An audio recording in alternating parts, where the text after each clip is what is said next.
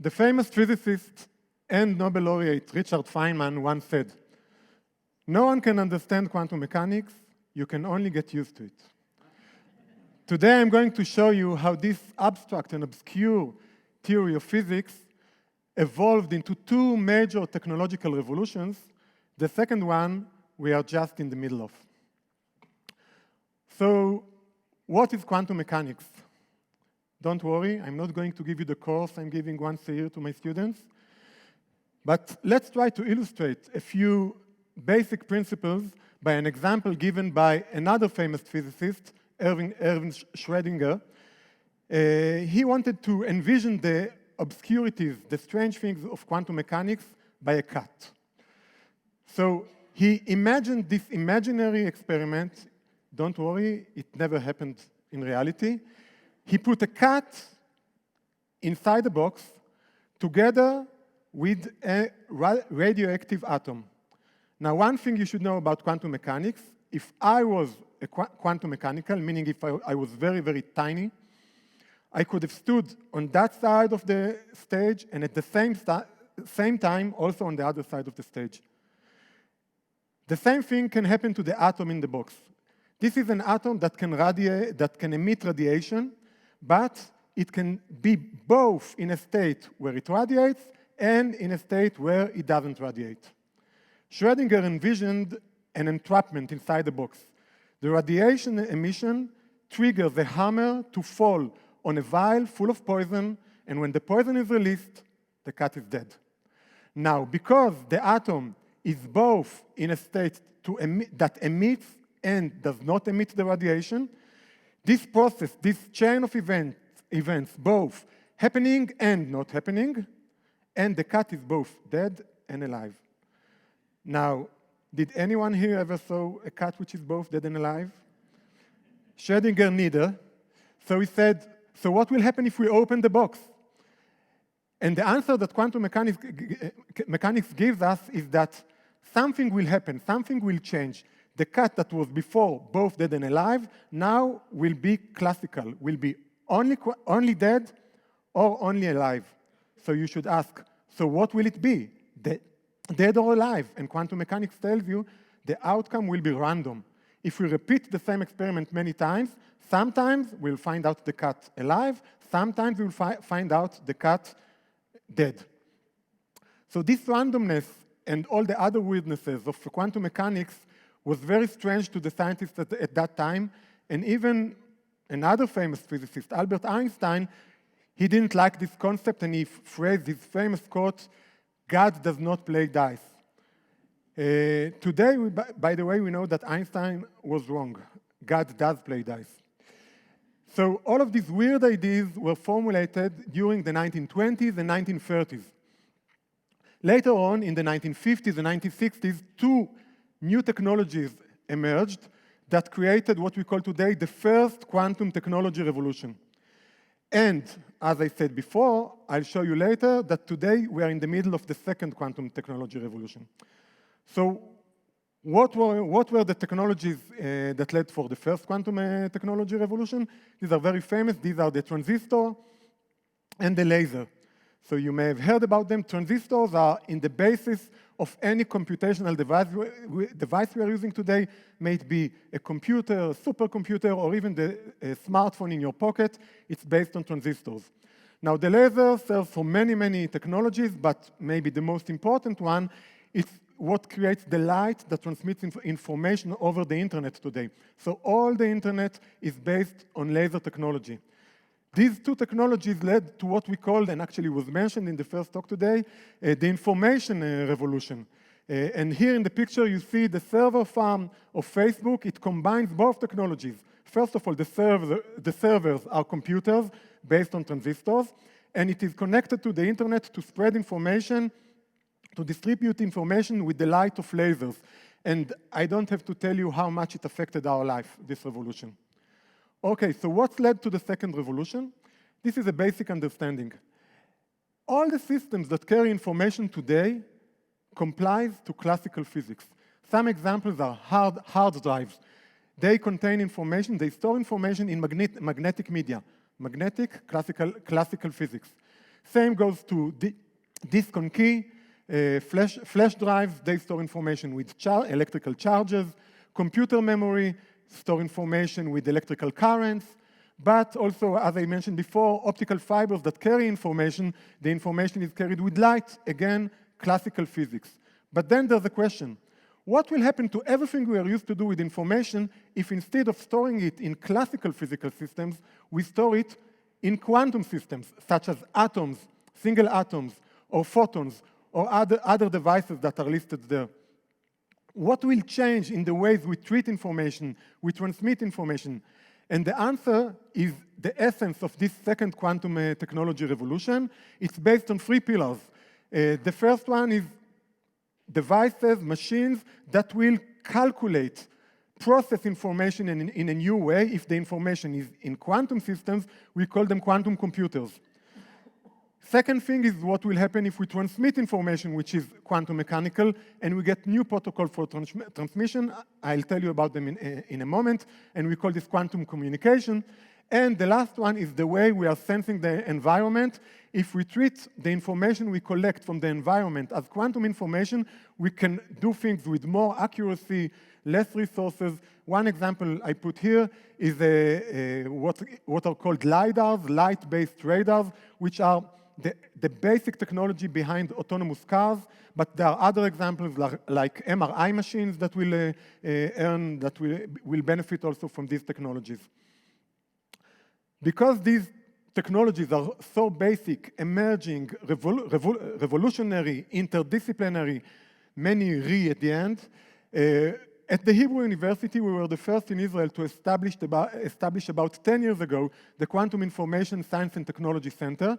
It's a center that combines more than 20 researchers from different departments. You can see some faces here on the board that work together, publish works together, collaborate. And today we are just going to build a new home, a new building for this Quantum Information Center. So, why are quantum computers that I just mentioned so strong? Why are we so excited about them? So there are many ways, and again, it will be a much longer talk than you would like to if I tell you all the details, but just to understand the essence. A classical computer can take one input, one question, process it, and give you the output, the answer to this question. Now, if you have another question, you have to refeed it and reiterate and repeat that process again and again. A quantum computer is working on a quantum system, and if you just recall, a quantum system can be in a few states at the same time. So I can feed a quantum computer with many inputs at the same time, many questions together, and have it process them all in one go and give me all the answers to all these questions at the same time. Of course, I'm oversimplifying things, but this is called parallelism, and it gives strength to quantum computer to solve some problems much, much faster than classical computers. Some of these problems, for example, will enable the design of new materials. It will enable large corporations to optimize their process, their operation more efficiently, but on top of many benefits that humanity will get from quantum computers, there are also some risks. And one of the major ones is this. Today, when you communicate over the internet and we would like to transmit some secret message, if something is secret and we would like to keep it confidential, we use cryptography to encrypt the data which is transmitted from side to side. These cryptographic protocols, this encryption, is based on hard mathematical problems. It happens that these hard mathematical problems are just hard for classical computers, and quantum computers will solve these problems very easily, making this secrecy obsolete. Actually, a quantum computer can decrypt all the information which is secret today on the internet.